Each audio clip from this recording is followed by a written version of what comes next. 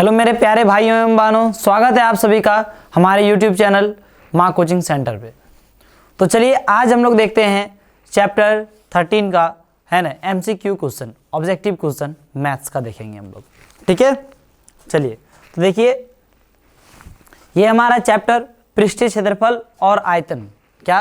पृष्ठीय क्षेत्रफल और आयतन। इसमें MCQ जितना भी क्वेश्चन है इसको हम लोग देखेंगे। ठीक है, यानी कि आपको सारा समझाया जाएगा, जैसे कि अभी पिछला 12 चैप्टर आपको उधर समझाया गया उसी प्रकार से। ठीक है, कंप्लीट आप एक बार यदि आप कंप्लीट वीडियो देख लेते हैं तो आपको इस चैप्टर से जितने भी ऑब्जेक्टिव क्वेश्चन है ना, वो आपका कोई भी कॉन्सेप्ट से हो एकदम बिल्कुल आप बना सकते हैं। ठीक है, ऐसे ही पिछले भी वीडियोज़ थे, है ना, उसमें आप एक वीडियो यदि आप देख लिए, ठीक है, देख लेंगे तो उससे संबंधित, उस चैप्टर से संबंधित कुछ भी आपका क्वेश्चन आए तो बिल्कुल आप इतने समर्थ होंगे कि आप जवाब दे सकते हैं। ठीक है, चलिए देखते हैं हम लोग क्या बोला जा रहा है। ए भुजा वाले घन का आयतन क्या होता है ना? ए भुजा वाले घन का आयतन क्या होता है ये बताना है। ठीक है, तो घन का आयतन आप जानते हैं, घन का आयतन, घन कैसा होता है? ये हमारा घन, ठीक है, और इसका आयतन जो होता है वो होता है भुजा क्यूब, यानी कि ए क्यूब। क्या होता है? ए क्यूब इसका घन का आयतन होता है। ठीक है, भुजा क्यूब। कोई दिक्कत है? नहीं। नेक्स्ट हम लोग देखते हैं क्या है नेक्स्ट। बहुत ही आसान था। एक घन जिसका किनारा ए है का पार्श्व पृष्ठीय क्षेत्रफल क्या होगा? पार्श्व पृष्ठीय क्षेत्रफल, देखिए पार्श्व पृष्ठीय क्षेत्रफल को, देखिए मैं आपको पहले बताया कि एक बार जो कॉन्सेप्ट सीख लेंगे उस कॉन्सेप्ट के अनुसार से आप कोई भी जवाब दे सकते हैं। पार्श्व पृष्ठीय क्षेत्रफल को वक्र पृष्ठीय क्षेत्रफल भी कहते हैं। पार्श्व पृष्ठीय क्षेत्रफल को क्या? वक्र पृष्ठीय क्षेत्रफल भी कहते हैं। पार्श्व माने क्या हो गया? साइड क्षेत्रफल। तो बोल रहा है घन जिसका किनारा ए है उसका पार्श्व पृष्ठीय क्षेत्रफल क्या होता है? तो इसका होता है 4a स्क्वायर, 4a स्क्वायर। ठीक है, कोई दिक्कत है? नहीं है। नेक्स्ट, एक घन जिसका किनारा ए है का कुल पृष्ठीय क्षेत्रफल क्या होगा? यहाँ पे घन छूट गया, है ना। एक घन जिसका किनारा ए का कुल पृष्ठीय क्षेत्रफल है, कौन सा होगा? है ना, तो कुल पृष्ठीय क्षेत्रफल कितना होता है? 6a square. देखिए घन का वक्र पृष्ठीय क्षेत्रफल जो होता है वो वक्र पृष्ठीय क्षेत्रफल आपका हो गया 4a स्क्वायर। घन का कुल पृष्ठीय क्षेत्रफल 6a स्क्वायर। घन का आयतन जो हो गया वो क्या हो गया? a cube. और हमारा घन का विकर्ण कितना हो जाता है? √3a।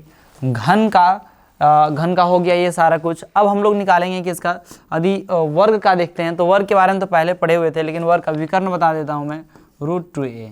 ठीक है, तो ये सारा चीज़ था। हम एक ही चीज़ में ये सारा जितना भी आप पढ़े हैं आप उसको इस तरह से भी समझ में रख सकते हैं, याद में रख सकते हैं। ठीक है, कोई दिक्कत नहीं है। आगे देखिए, एक घन जिसका किनारा ए है का विकर्ण, एक घन जिसका किनारा कितना है? ए का विकर्ण कितना होगा? तो घन का विकर्ण क्या होता है? √3a। क्या होता है? √3a।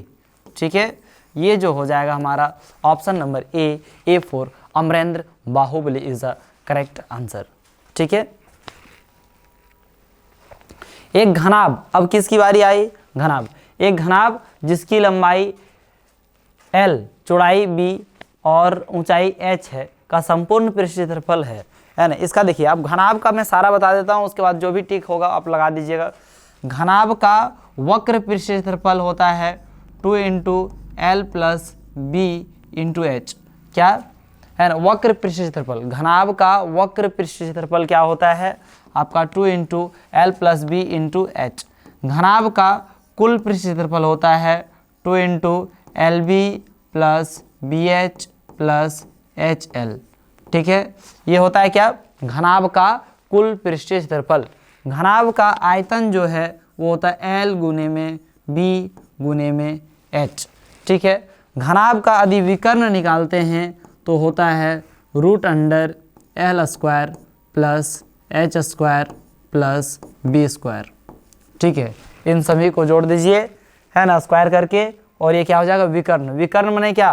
कि जैसे जब कभी भी आपको पूछा जाए कि बताइए कोई कमरा है घनाभाकार है, किस आकार का है, घनाभाकार, चाहे लंबाई इतना दिया हुआ है, चौड़ाई इतना है, ऊंचाई इतना है, कुछ करके ऐसे करके दे दिया, बोला कि सबसे लंबी वस्तु इसमें क्या रखा, मतलब कितना सबसे लंबी वस्तु रखा जा सकता है। ठीक है, जैसे मान लीजिए बांस बोल दिया, चाहे तो आपको लकड़ी बोल दिया, या तो फिर और भी कोई चीज़ें बोल दी कि सबसे लंबी कहाँ पे रखा जा सकता है, तो इसके विकर्ण में ही रखा जा सकता है। जैसे देखिए कमरा होगा, कमरा आप जानते हैं, ठीक है, ऑब्वियसली मैटर जानते हैं जी।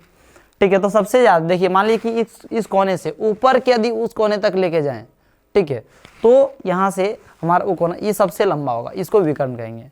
ठीक है, आप सीधा ही ऐसे नहीं रख दीजिए, ठीक है, ऐसे ही कोना से वो कोना लेके जाएंगे तो कम होगा उसकी अपेक्षा। ठीक है, ये कोना से इस कोने से यहाँ नीचे वहाँ ऊपर ले जाइए, या तो फिर इस कोने से यहाँ नीचे वहाँ ऊपर ले जाइए। बात समझ गए? तो इस प्रकार से इसका विकर्ण निकालने के लिए घनाभ, तो इसमें ये जब भी पूछा जाएगा लंबा, सबसे लंबा क्या होगा, ये घन में पूछा जाएगा तो विकर्ण निकालना है, घनाभ में पूछा जाएगा तो क्या निकालना है, विकर्ण निकालना है। ठीक है, कोई दिक्कत है? नहीं दिक्कत होनी चाहिए। ठीक, अब देखिए तो यहाँ पे पूछा, क्या पूछा, ये हम लोग देख लिए वक्र पृष्ठ क्षेत्रफल, ये कुल, ये आयतन, ये क्या देखें, विकर्ण घनाभ का। यहाँ एक घनाभ जिसकी लंबाई l, चौड़ाई b और ऊंचाई h है का संपूर्ण पृष्ठ क्षेत्रफल है। संपूर्ण पृष्ठ क्षेत्रफल क्या होता है, तो 2 × LB + BH + HL, option number 3। ठीक है, ऑप्शन नंबर 3 आपका करेक्ट आंसर है। आगे देखिए, घनाभ जिसकी लंबाई l, चौड़ाई b और ऊंचाई h है का विकर्ण क्या होगा, विकर्ण l² + b² प्लस क्या, h²। ये देखिए ना, l² + b² + h², आगे पीछे प्लस में लिखा हो कोई दिक्कत नहीं है ना। तो यहाँ पे क्या हो जाएगा, रूट अंडर में, है ना, आप सिर्फ l² b² और h² ऐसे टिक नहीं लगा दीजिएगा, रूट अंडर रूट में है, ये किस में है, अंडर रूट। ये ऑप्शन नंबर आपका एक सही है, ये तो इसमें रूट नहीं दिया हुआ है। बात समझे या नहीं समझे? ठीक है, तो इस तरह से आप ध्यान में रखेंगे सारे फॉर्मूला को, तो कोई दिक्कत नहीं है, यहाँ तक हो गया। ठीक है, अब आगे देखते हैं हम लोग, क्या एक ठोस अर्धगोले का कुल पृष्ठ क्षेत्रफल है, एक ठोस अर्धगोले का कुल पृष्ठ क्षेत्रफल, अर्धगोला। ठीक है, अर्धगोला समझना है, समझिए बात को। ये हो गया हमारा, सपोज दैट ये क्या है, ये गोला है, ये गोला है। ठीक है, अब क्या अर्धगोले का कुल पृष्ठ क्षेत्रफल निकालना है ना, अर्धगोले का कुल पृष्ठ क्षेत्रफल, ये क्या हो गया, अर्धगोला हो गया। ठीक है, अर्धगोले का कुल पृष्ठ क्षेत्रफल जो होता है, गोले का कुल पृष्ठ क्षेत्रफल, सारा कुछ बताता हूं फिर से आप बनाइएगा। गोले का कुल पृष्ठ क्षेत्रफल जो होता है वो होता है 4πr²। गोले का कुल पृष्ठ क्षेत्रफल, अब गोले का कुल बोलिए चाहे वक्र बोलिए, कोई फर्क नहीं पड़ने वाला है ना। ये वक्र होता ही नहीं इसमें। वक्र किसको बोलते हैं, जिसमें या तो ऊपर से खुला, ऊपर नीचे से खुला है, ऊपर नीचे से क्या है, खुला है, उसको हम लोग क्या कहते हैं, वक्र कहते हैं। ये ऊपर नीचे कहीं खुला ही नहीं हो सकता है, गोल है तो कहाँ ऊपर और नीचे, चारों साइड तो एक जैसा। ठीक है, तो हर एक तरफ एक ही जैसा होता है। अब देखिए ये हो गया क्या, गोले का पृष्ठीय क्षेत्रफल है ना, गोले का पृष्ठीय क्षेत्रफल, गोले का कुल पृष्ठ क्षेत्रफल जो बोलिए, कुल यूज नहीं होता है, सिर्फ पृष्ठीय। अब अर्धगोले में क्या ऊपर से ढक सकते हैं, यहाँ पे देख रहे हैं, ढक सकते हैं या नहीं। तो इसका यदि हम आधा करें तो आधा करें मतलब कितना हो जाएगा, 2πr²। तो अर्धगोले का जो कुल पृष्ठ क्षेत्रफल होगा वो 2πr², ऐसा मानना है आप लोगों का, लेकिन ये क्या हो जाएगा, गलत हो जाएगा, है ना। अर्धगोले का जो कुल पृष्ठ क्षेत्रफल होता है, ये आधा किया तो ये चारों साइड का तो इधर से हर एक तरफ का तो आ गया, लेकिन ये ऊपर वाला पार्ट नहीं आएगा। इस वजह से इसमें ऊपर वाला पार्ट लाने के लिए πr² जोड़ना पड़ेगा। दैट मीन्स क्या हो जाएगा, 3πr²। 2πr² पहले से 3π, मतलब अर्धगोले का सीधा सीधी कहना है, अर्धगोले का कुल पृष्ठीय क्षेत्रफल 3πr² होता है ना। और अर्धगोले का वक्र पृष्ठ क्षेत्रफल 2πr² होता है। ठीक है, इसका गोले का आयतन जो है वो 4/3πr³ है ना। अर्धगोले का आयतन 2/3πr³ है। ध्यान में रहेगा, गोले का पृष्ठ क्षेत्रफल 4πr², अर्धगोले का वक्र पृष्ठ क्षेत्रफल 2πr², कुल पृष्ठ क्षेत्रफल 3πr² है ना। गोले का आयतन 4/3πr³ और अर्धगोले का आयतन 2/3πr³। ठीक है, कोई दिक्कत है? यहाँ क्या क्वेश्चन पूछा था, अर्धगोले का कुल पृष्ठ क्षेत्रफल क्या होगा? अर्धगोले का कुल पृष्ठ क्षेत्रफल 3 पाई आर स्क्वायर। ठीक है, अब क्षेत्रफल पूछे तो यदि कहीं क्यूब लगा हुआ रहे तो बिंदास रूप से आपको उसको टिक नहीं लगाना है, क्योंकि आयतन में ही रहेगा वो क्यूब, कभी भी क्षेत्रफल में नहीं हो सकता है। 2r त्रिज्या वाले, त्रिज्या कितना है सो ध्यान दीजिएगा, त्रिज्या कितना 2r, r नहीं है, वाले अर्धगोले का आयतन होता है। तो अर्धगोले का आयतन तो ऐसे हम लोग जान गए कि 2/3 पाई आर क्यूब होता है, लेकिन r रहेगा, त्रिज्या r रहेगा तब। ठीक है, यहाँ पे त्रिज्या कितना मैंने 2/3 पाई आर क्यूब, लेकिन त्रिज्या जो है यहाँ पे कितना बताया जा रहा है ना, त्रिज्या बताया जा रहा है 2r, इसका क्यूब हो जाएगा, क्यूब हो जाएगा ना, क्योंकि त्रिज्या बताया जा रहा है 2r। तो ये इसका क्यूब करेंगे तो 8 हो जाएगा, 8 को 2 से गुना करेंगे कितना हो जाएगा 16/3 पाई आर क्यूब, ये 2 का क्यूब 8 हो जाएगा, 8 को 2 से गुना करेंगे 16/3 है ना, 16/3 pi r cube. Option number 4 is a correct answer. कोई दिक्कत है? नहीं होनी चाहिए। ठीक है, आगे देखिए, इस तरह का क्वेश्चन आपका पूछा जा सकता है, बिंदास जवाब दीजिए। ठीक, एक ठोस अर्धगोले का पृष्ठीय क्षेत्रफल क्या होगा? पृष्ठीय क्षेत्रफल। ठीक है, तो यहाँ पे देखिए पृष्ठीय यानी कि क्या, एक ठोस अर्धगोले का पृष्ठीय क्षेत्रफल, पृष्ठीय क्षेत्रफल मैंने खाली क्या पृष्ठ उसका भाग का, कुल नहीं पूछा। तो इसमें क्या बताइए 2 पाई आर, ये तो सब में क्यूब लगाया हुआ है, क्षेत्रफल में क्यूब तो हो ही नहीं सकता है, मिस्टेक है ना, हर एक जगह क्या होनी चाहिए स्क्वायर होनी चाहिए। ठीक है, क्या कर देते हैं स्क्वायर। तो वक्र पृष्ठ क्षेत्रफल क्या होगा 2 पाई आर स्क्वायर, कुल पृष्ठ क्षेत्रफल कितना होगा 3 पाई आर स्क्वायर। ठीक है, एक ठोस अर्धगोले का आयतन ठोस अर्धगोले का आयतन अर्धगोला है तो 2/3 पाई आर क्यूब। देखें अभी आप लोग पिछला भी देखें कि नहीं, ये क्वेश्चन में देखें आयतन ही था, लेकिन इसमें क्या था 2r था। ठीक है, कोई दिक्कत नहीं है, यहाँ पे हो गया। अब नेक्स्ट क्वेश्चन देखते हैं, एक गोला जिसकी त्रिज्या r है, एक गोला जिसकी त्रिज्या कितना है r है का पृष्ठ क्षेत्रफल है। ठीक है, एक गोला है जिसकी त्रिज्या r है तो उसका पृष्ठ क्षेत्रफल क्या होगा? तो गोला आप जान ही रहे, उसका कुल और वक्र नहीं होता, जो होता है कुल होता है ना, 4 पाई आर स्क्वायर। कोई दिक्कत है? r त्रिज्या वाले गोले का आयतन, तो गोले का आयतन जो है 4/3 पाई आर क्यूब, आप देख चुके हैं ऑप्शन नंबर 2। ठीक, यदि एक गोले की त्रिज्या 2r है तो उसका आयतन होगा, देखिए आप जो जवाब जानते हैं वीडियो को रोक के आप उसका क्या कीजिएगा, सबसे पहले जवाब देने की कोशिश कीजिएगा, और यदि नहीं होता है तब फिर आगे देखिएगा। ठीक है, लेकिन कोशिश ज़रूर कीजिएगा। ठीक है, यदि एक, क्योंकि मैं फर्स्ट में ही तुरंत बता देता हूँ सारा कुछ, जब भी कोई चीज़ न्यूज, मान लिया गोला शुरू हुआ, अर्धगोला, गोले के बारे में सब कुछ बताया, घन के बारे में सब कुछ बता दिया, घनाभ के बारे में सब कुछ बता दिया, आप कंप्लीट यदि देखते हैं तो पूरा एकदम याद रहेगा। तो यदि एक गोले की त्रिज्या 2r है तो उसका आयतन क्या होगा?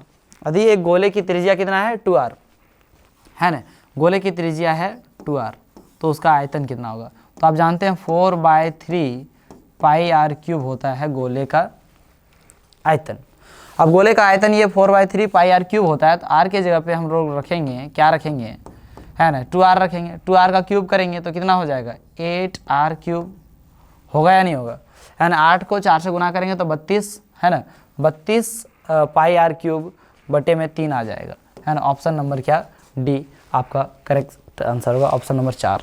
ठीक है, चलिए नेक्स्ट क्वेश्चन, एक बेलन जिसकी त्रिज्या r है और ऊंचाई h है का कुल पृष्ठ क्षेत्रफल। अब बेलन के बारे में यहाँ पे जानना है, किसके बारे में? बेलन के बारे में। तो कुल पृष्ठ क्षेत्रफल क्या होगा इसका, ये पूछ रहा है। बेलन का कुल पृष्ठ क्षेत्रफल वैसे तो 2 pi r into r plus h होगा। बेलन के बारे में सारा कुछ जान लीजिए। बेलन का वक्र पृष्ठ क्षेत्रफल जो होता है वो 2 पाई आर एच होता है। बेलन का कुल पृष्ठ क्षेत्रफल 2 pi r into h plus r, चाहे आर प्लस एच लिख सकते हैं, 2 pi r into r plus h, ये कुल पृष्ठ क्षेत्रफल। बेलन का आयतन, बेलन का जो आयतन है वो क्या पाई आर स्क्वायर एच होता है, और क्या है जो है फिर देखा जाएगा आगे। ठीक है, इतना तो है। बेलन का वक्र पृष्ठ क्षेत्रफल 2 पाई आर एच, बेलन का कुल पृष्ठ क्षेत्रफल 2 pi r into h plus r चाहे आर प्लस एच है ना, पाई आर स्क्वायर एच जो है इसका क्या है, आयतन है। हम लोगों को क्या पूछा कि इसका कुल पृष्ठ क्षेत्रफल क्या होगा, 2 pi r into h plus r. एक बेलन जिसकी त्रिज्या आर है और ऊंचाई एच है का वक्र पृष्ठ क्षेत्रफल क्या है, वक्र पृष्ठ क्षेत्रफल तो अभी हम लोग देखें वक्र पृष्ठ क्षेत्रफल क्या होता है, 2 पाई आर एच। एक बेलन जिसकी त्रिज्या आर है और ऊंचाई एच है का आयतन, आयतन देखिए एक बार जवाब देने का कोशिश कीजिए, तो क्या होता है पाई आर स्क्वायर एच इसका आयतन होता है। जल्दी से टिक लगाइए। एक शंकु जिसकी तिर्यक ऊंचाई एल और जिसका आर जिसकी त्रिज्या आर है और ऊंचाई एच है का वक्र पृष्ठ क्षेत्रफल क्या होता है। ठीक है, शंकु की क्या बताया जा रहा है कि तिर्यक ऊंचाई एल है, त्रिज्या आर है और ऊंचाई जो है एच है का वक्र पृष्ठ क्षेत्रफल क्या होता है, वक्र पृष्ठीय क्षेत्रफल। देखिए तो अब हम लोग क्या है शंकु के बारे में सारा कुछ जानते हैं। किसके बारे में, शंकु के बारे में। शंकु, तो शंकु के बारे में जानेंगे। शंकु का क्या वक्र पृष्ठ क्षेत्रफल क्या होता है, तो शंकु का वक्र पृष्ठ क्षेत्रफल पाई आर एल होता है। शंकु का कुल पृष्ठ क्षेत्रफल क्या होता है, तो शंकु का कुल पृष्ठ क्षेत्रफल पाई आर इंटू एल प्लस क्या होता है, आर होता है। ठीक है, शंकु का आयतन क्या होता है, तो 1/3 पाई आर स्क्वायर एच, ये क्या होता है, आयतन होता है। ठीक है, इस प्रकार से अब यदि एल एच और आर में क्या रिलेशन होता है, तो एल एच और क्या आर में L square is equal to H square plus R square होता है। ठीक है, याद रखेंगे। यदि सिंपल सिर्फ एल निकालना है तो root under H square plus R square होगा। एल क्या है, एल इसकी तिर्यक ऊंचाई है, एच इसका ऊंचाई है और आर क्या है, त्रिज्या है। तिर्यक ऊंचाई किसी भी शंकु का किसको बोलते हैं, तो देखिए यहाँ पे, ठीक है, तिर्यक ऊंचाई जो होता है शंकु का वो इसको हम लोग बोलते हैं तिर्यक ऊंचाई, और ये सिंपल वाली ऊंचाई को क्या बोलते हैं, ये तो ऊंचाई हो गया, और इसको हम लोग क्या बोलते हैं, त्रिज्या बोलते हैं। ठीक है, ये है शंकु के बारे में विस्तृत जानकारी। यहाँ पे क्या पूछा गया था हम लोगों को कि इसका वक्र पृष्ठ क्षेत्रफल क्या होगा, तो वक्र पृष्ठ क्षेत्रफल क्या होता है, pi R L. Option number 1 में ही इसका करेक्ट आंसर है। नेक्स्ट, एक शंकु जिसकी ऊंचाई h है, एक शंकु जिसकी ऊंचाई क्या है, h, त्रिज्या इतना और तिर्यक ऊंचाई इतना का आयतन क्या होगा, 1/3 पाई आर स्क्वायर एच है ना, 1/3 पाई आर स्क्वायर एच होगा। ठीक है, कहीं पर स्क्वायर ये दोनों में से कहीं एक जगह छूट गया, कहीं पे दे दीजिए, यहाँ पे क्या हो जाएगा 1/3 पाई आर स्क्वायर एच। कोई दिक्कत है। एक शंकु जिसकी ऊंचाई इतना है, त्रिज्या आर है और तिर्यक ऊंचाई एल है का कुल पृष्ठ क्षेत्रफल क्या होगा, तो कुल पृष्ठ क्षेत्रफल क्या होता है, pi r into l plus r, pi r into l plus r. Option number 3। एक घनाभ की माप 6 सेंटीमीटर, 8 सेंटीमीटर, 24 सेंटीमीटर, तो घनाभ का विकर्ण होगा। देखिए यहाँ पे घनाभ का विकर्ण अभी बताया था मैं आपको, सारा अभी फॉर्मूला बता रहा था। अब क्या आता है कॉन्सेप्ट पे, इस पे क्वेश्चन है, तो घनाभ का विकर्ण का आप लोग को याद होगा। देखिए आपको कुछ स्टेप के बाद ही ये दिया गया है, क्यों, क्योंकि आपका याद अभी पिछला देखे हैं तो उसमें कितना याद रख सकते हैं, ये इस चीज़ को ईमानदारी से अभी आप आगे क्वेश्चन देखिएगा, है ना। फॉर्मूला आप लोग बोल भी रहे होंगे कुछ लोग। देखिए यहाँ पे, तो यहाँ पे क्या है, इसका विकर्ण जो होता है वो क्या होता है, L square plus B square plus H square under root में। ठीक है, तो इसको हम लोग क्या करेंगे, उठा दीजिए और इसका निकाल लीजिए। अब माप निकालना है तो यहाँ पे लंबाई चौड़ाई और ऊंचाई दिया हुआ है। 6 का स्क्वायर करेंगे तो कितना हो जाएगा, 6 का स्क्वायर 36 हो गया, 8 का स्क्वायर 64 हो गया, इधर हो गया आपका 100। ठीक है, और इधर है 24 का स्क्वायर करेंगे तो कितना हो जाएगा 576। ठीक है, तो 100 इधर और ये 500 हो गया, टोटल रूट अंडर में 676, और 676 का वर्गमूल आप जानते हैं क्या होता है, 26 होता है। कितना होता है, 26। तो 26 सेंटीमीटर इसका क्या हो गया, करेक्ट आंसर हो गया, है ना। आपका ऑप्शन नंबर जो 2 है ये है आपका correct answer. Do you have any problem, उम्मीद है नहीं होगा। ठीक है, सबसे बड़ी बांस की लंबाई, देखिए आ गया क्वेश्चन, है ना। सबसे बड़ी बांस की लंबाई बताएं जो एक 12 मीटर लंबे, 9 मीटर चौड़े तथा 8 मीटर ऊंचे कमरे में रखी जा सकती है। तो सबसे लंबी बांस कैसे रखी जा सकती है इस कमरे में, आपको अभी थोड़ी देर पहले बताया कैसे रखी जा सकती है, कि इसके विकर्ण में रखेंगे तो, और विकर्ण अभी भी जस्ट जाने क्या होता है, root under L square plus B square plus H square. मैंने सभी का स्क्वायर करके जोड़ दीजिए। 12 का स्क्वायर करें 144, है ना, 12 का स्क्वायर 144, 9 का स्क्वायर कितना हो जाएगा 81, और 8 का स्क्वायर 64। सबको जोड़ दीजिए, 4 4 8 और 1 कितना हो गया 9 हो गया, 8 4 12, 12 और 6 18 का 8, 1 बच गया, 1 1 कितना 2, 289 क्या हो गया 289 जो हो गया इसका क्या है आपका निकल गया। और 289 का वर्गमूल जानते हैं आप कितना होता है 17 सेंटीमीटर है ना, 17 सेंटीमीटर सेंटीमीटर नहीं मीटर था, ठीक है। तो क्या हो जाएगा मीटर, 17 मीटर। कोई दिक्कत है 17 मीटर सबसे ज़्यादा। Option number 2 is the correct answer. Do have any problem? No any problem. अब देखते हैं नेक्स्ट क्या है। नेक्स्ट एक घन का किनारा 5 मीटर तो संपूर्ण पृष्ठ क्षेत्रफल क्या है। घन का किनारा संपूर्ण पृष्ठ क्षेत्रफल होता है क्या होता है 6a²। तो किनारा जो दिया है ए जो दिया है वो कितना दिया है 5 मीटर। कितना दिया हुआ है 5 मीटर। 5 रखिए, 5 का स्क्वायर करेंगे तो कितना हो जाएगा 25, 25 को 6 से गुना करेंगे तो कितना हो जाएगा 150। 150 मीटर है तो मीटर स्क्वायर होनी चाहिए, सेंटीमीटर नहीं, ठीक है। समझ गए बात को। ये है हमारा क्या, या तो यहाँ पे सेंटीमीटर है तो यहाँ पर भी क्या कर दीजिए सेंटीमीटर। तो ये 6a² था, कैसे किए ए का वैल्यू 5, 5 का स्क्वायर करेंगे तो कितना हो जाएगा 25 हो जाएगा। 25 6 गुना 25, 25 6 का 150 ये था, ठीक है। चलिए नेक्स्ट 10 मीटर और 5 मीटर विमाओं वाले एक कमरे में रखे जा सकने वाले लंबे डंडे की लंबाई सेम टू सेम। इस क्वेश्चन को आप लोगों के लिए छोड़ रहा हूँ, इसका जवाब आप लोग दे सकते हैं। इसका लंबाई मान लीजिए इतना है, चौड़ाई इतना है, ऊंचाई इतना है, तो बताइए इस कमरे में सबसे लंबे डंडे क्या रखा जा सकता है, कितना लंबा रखा जा सकता है। तो इसका रूट अंडर करके सबका स्क्वायर करके जोड़ के और क्या कर लीजिएगा स्क्वायर रूट निकाल लीजिएगा, ठीक है। आंसर एक शंकु की ऊंचाई 12 सेंटीमीटर है। एक शंकु की ऊंचाई क्या है इसका जवाब आप लोगों को कमेंट में देना है, ठीक है। एक शंकु की ऊंचाई 12 सेंटीमीटर है तथा इसके आधार का व्यास 10 सेंटीमीटर है। आधार का व्यास देखिए, एक शंकु की ऊंचाई जो है वो 12 सेंटीमीटर है तथा इसके आधार का व्यास 10 सेंटीमीटर है। तो शंकु की तिर्यक ऊंचाई है, शंकु की तिर्यक ऊंचाई कितनी होगी ये निकालने के लिए बोल रहा है, ठीक है। तो आप देखिए ऊंचाई अभी आप लोगों को बताया कि तिर्यक ऊंचाई L बराबर रूट अंडर क्या होता है h² प्लस r² बताया तिर्यक ऊंचाई, ठीक है ध्यान में। तो ये तिर्यक ऊंचाई h² प्लस r² है, तो इसमें क्या करेंगे हम लोग r का वैल्यू चाहिए, लेकिन ये व्यास दिया हुआ है मतलब d दिया हुआ है, व्यास जानते ही होंगे। तो d दिया हुआ है तो इसमें r निकालना है, तो क्या करेंगे इसका आधा करेंगे मैंने 5 हो जाएगा, 5 का स्क्वायर हो जाएगा है ना। ये h² में 12 का स्क्वायर करेंगे तो 144 हो जाएगा और इधर 5 का स्क्वायर करेंगे तो 25 हो जाएगा। इन दोनों को जोड़ देंगे तो 169 हो जाएगा और 169 का वर्गमूल आप लोग शायद जानते होंगे 13 सेंटीमीटर या मीटर जो भी है वही होगा सेंटीमीटर।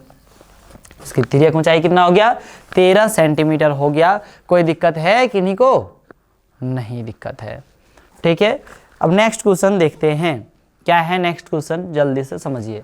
एक मॉडल वाली मिट्टी से ऊंचाई 24 सेंटीमीटर और आधार की त्रिज्या 6 सेंटीमीटर वाला शंकु बनाया गया है ना। ऊंचाई कितना है h, देखिए क्वेश्चन को समझिए, बहुत हड़बड़ाने की ज़रूरत नहीं है। h जो है वो 24 सेंटीमीटर है और आधार की त्रिज्या जो है r जो दिया गया है ये 6 सेंटीमीटर दिया गया है। तो शंकु बनाया गया, क्या बनाया गया शंकु बनाया गया। एक बच्चे ने इसे गोले के आकार में बदल दिया तो गोले की त्रिज्या होगी। अब बताइए इसको, थोड़ा सा यहाँ पे ये लॉन्ग सवाल है लेकिन बनाइए इसको क्या कर दिया तो इसका आयतन निकालना पड़ेगा। क्या निकालना पड़ेगा आयतन। तो शंकु का आयतन क्या होता है गोले के आयतन में चेंज कर दिया तो इसका आयतन और गोले का आयतन दोनों चेंज बराबर हो जाएगा। तो गोले का आयतन आप जानते हैं 4/3 πr³ होता है और शंकु का आयतन जानते हैं 1/3। तो इसका r को हम लोग मान लेते हैं कैपिटल R। यही निकालना है गोले की त्रिज्या, ठीक है। तो गोला वाला में मान लें कैपिटल R, इसमें 1/3 πr² h यही होता है। अब देखिए पाई से पाई कट जाएगा, 3 से 3 कट जाएगा, ऊपर में बच जाएगा 4r³ और नीचे हो जाएगा r² मतलब किसका 6 का स्क्वायर, ठीक है। 6 का स्क्वायर कितना हो जाएगा 36 इंटू h का वैल्यू कितना है 24, ठीक है। इसको काट दीजिए, 4 से यदि काट देंगे तो 4 से काटेंगे 24 को कितने बार में कट जाएगा 6 बार में। और यहाँ पे देखिए 6 गुना, यहाँ पे 36 6 गुना 6, इधर क्यूब है तो उधर चल जाएगा तो क्या हो जाएगा क्यूब रूट क्या हो जाएगा क्यूब रूट। 36 मैंने 6 गुना 6 और ये क्या 6। अब इसका निकालेंगे तो कितना निकल जाएगा 6। इसको जो आपका आर माने थे वो क्या माने थे, गोले की त्रिज्या। थोड़ा सा इस तरह से कभी कभार लॉन्ग मतलब नहीं है, ठीक है, आसानी। तो क्या है 6 centimetre is the 6 centimetre is the correct answer 25 का। कोई दिक्कत है किन्हीं को? बोलिए बोलिए बोलिए। देखिए एक शंकु की ऊंचाई 12 सेंटीमीटर है और आधार की त्रिज्या, एक शंकु की ऊंचाई जो है 12 सेंटीमीटर है और आधार की त्रिज्या 12 सेंटीमीटर है ना। शंकु की ऊंचाई भी 12 सेंटीमीटर, त्रिज्या भी 12 सेंटीमीटर। शंकु की क्या पूछा जी, ऊंचाई भी दिया हुआ यहाँ पे। शंकु की तिर्यक ऊंचाई पूछा होगा, है ना। शंकु की क्या तिर्यक ऊंचाई, शंकु की तिर्यक ऊंचाई कितनी होगी? तो तिर्यक ऊंचाई मैंने एल बराबर क्या होता है, रूट अंडर तिर्यक ऊंचाई। मतलब कुछ टाइपिंग में क्या बताइएगा जी, थोड़ा मोड़ा कभी कभी दिक्कत हो ही जाता है। एल बराबर क्या है, H square plus R square. तो एच स्क्वायर, अब देखिए क्या पूछा गया उस अनुसार से देखते हैं, ठीक है। एच स्क्वायर, दोनों 12 है तो 12 का स्क्वायर 144। ऑप्शन तो उस तरह से नहीं है। और इसका भी स्क्वायर कितना हो जाएगा 144। 144 का आदि वर्गमूल निकालेंगे एक दोनों जोड़ के तो ये हो जाएगा 288। और 288 का चूँकि इसका वर्गमूल निकल जाएगा 144√2 सेंटीमीटर है तो सेंटीमीटर। ये तिर्यक ऊंचाई इसका यही होगा, तिर्यक ऊंचाई इसका यही होगा। वैल्यू कुछ चेंजिंग रहेगा तभी ऐसा हो सकता है, नहीं तो तिर्यक ऊंचाई दोनों बराबर दिया तो तिर्यक ऊंचाई सबसे बड़ा होता है, तो इस वजह से ये निकालनी है, ठीक है। आप भी जानते होंगे दोनों 12 सेंटीमीटर 12 सेंटीमीटर है ना, दोनों बराबर है तो आपका त्रिज्या और कभी भी तिर्यक ऊंचाई बराबर नहीं हो सकती है, ठीक है। तो क्या है आपका एक सॉरी यहाँ पे 144√2 नहीं होगा, है ना। क्या हो जाएगा आपका 12√2 हो जाएगा। कितना हो जाएगा 12√2 सेंटीमीटर, ठीक है। कोई दिक्कत नहीं है क्योंकि 144 निकल कॉमन हो जाएगा यहाँ पे। देखिए इस तरह से समझ सकते हैं, रूट 144 कॉमन चला जाएगा, यहाँ पर जाएगा क्या 1 + 1, ठीक है। 144 का वर्गमूल कितना होता है 12 होता है और रूट अंडर में क्या बच जाएगा 1 + 1 = 2, ठीक। देखिए तो ये हो गया हमारा, कोई दिक्कत नहीं है। आगे समझिए कि एक शंकु की तिर्यक ऊंचाई, है ना, जो भी देखिए ऑप्शन में ये नहीं दिया हुआ था तो इनमें से कोई नहीं होगा, और क्या दिक्कत है।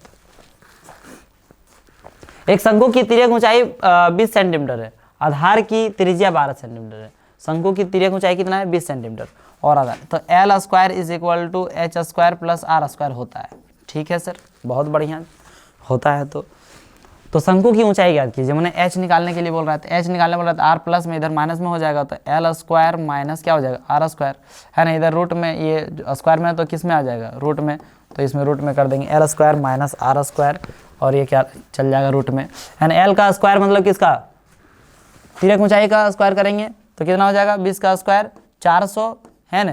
कितना हो गया 400 माइनस 12 का स्क्वायर मैंने 144, यही ना हो जाएगा जी। 12 का स्क्वायर मतलब 144 हो जाएगा, इसको माइनस करेंगे तो क्या बच जाएगा, है ना 256। तो 256 का वर्गमूल कितना होता है, 256 का वर्गमूल कितना होता है 16 सेंटीमीटर। 16 सेंटीमीटर आपका करेक्ट आंसर। कोई दिक्कत है? नहीं दिक्कत है। तिर्यक ऊंचाई से कितना सवाल कर लिए, ठीक है।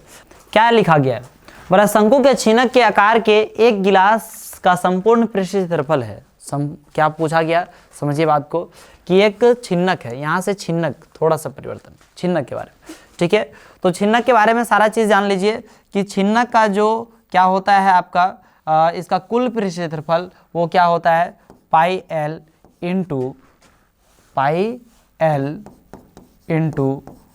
R1 + R2 प्लस में पाई R1 का स्क्वायर प्लस R2 का स्क्वायर, ये होता है क्या कुल पृष्ठ क्षेत्रफल, ठीक है। वक्र पृष्ठ क्षेत्रफल πL, सिर्फ इतना जो है ये क्या हो जाएगा वक्र पृष्ठ क्षेत्रफल हो जाएगा πL इंटू R1 + R2, ठीक है। कोई दिक्कत है? इसका जो आयतन है 1/3 πH इंटू R1 का स्क्वायर प्लस R2 का स्क्वायर, ठीक है, प्लस R1 इंटू R2, ये जो है ये क्या है इसका आयतन है। तो शंकु का आपका वक्र पृष्ठफल सिर्फ pi l into are one plus are two, इसका कुल पृष्ठफल pi l into are one plus are two plus pi r one का square plus pi r two का स्क्वायर, हमने पाई आर वन का square plus pi r two का square ऐसा भी लिख सकते हैं। ठीक है, कोई दिक्कत नहीं है। एंड इसका आयतन ये होता है। तो यहाँ पे क्वेश्चन में क्या पूछा गया कि संपूर्ण पृष्ठफल, तो ये वाला यहाँ पे ऑप्शन में देख रहे होंगे थोड़ा सा आगे पीछे। ठीक है, ऑप्शन नंबर क्या 2। ठीक है, नेक्स्ट शंकु के छिन्नक का वक्र पृष्ठफल क्या होगा? तो शंकु के छिन्नक का वक्र पृष्ठफल pi l into are one plus are two. ठीक है, शंकु के छिन्नक का क्या आयतन, आयतन क्या है? तो आयतन आप जानते हैं, अभी देखे कि नहीं देखें, 1/3 pi H into are one का स्क्वायर प्लस आर टू का square plus R one into R two. कोई दिक्कत है? नहीं है। ये है आपका, ये क्वेश्चन था और बहुत बेहतरीन सारे कॉन्सेप्ट से भरे हुए क्वेश्चंस कंप्लीट आपका ये चैप्टर क्लियर है। और देखिए आज का मोटिवेशन कोड बहुत ही बेहतरीन है। ठीक है, चलिए तो आज हम लोग देखते हैं क्या आज का मोटिवेशन कोड क्या है। मोटिवेशन कोड, ठीक है, मुश्किलें जरूर है मगर ठहरा नहीं हूं मैं, मुश्किलें जरूर है मगर ठहरा नहीं हूं मैं, मंजिल से जरा कह दो अभी पहुंचा नहीं हूं मैं। ठीक है, पहुंच जाऊंगा ना तो फिर तबाही हो जाएगी। ठीक है, तो चलिए आज का क्लास यहीं समाप्त करते हैं। मिलते हैं आप लोगों के साथ अगले वीडियो में। इसी के साथ जय हिंद।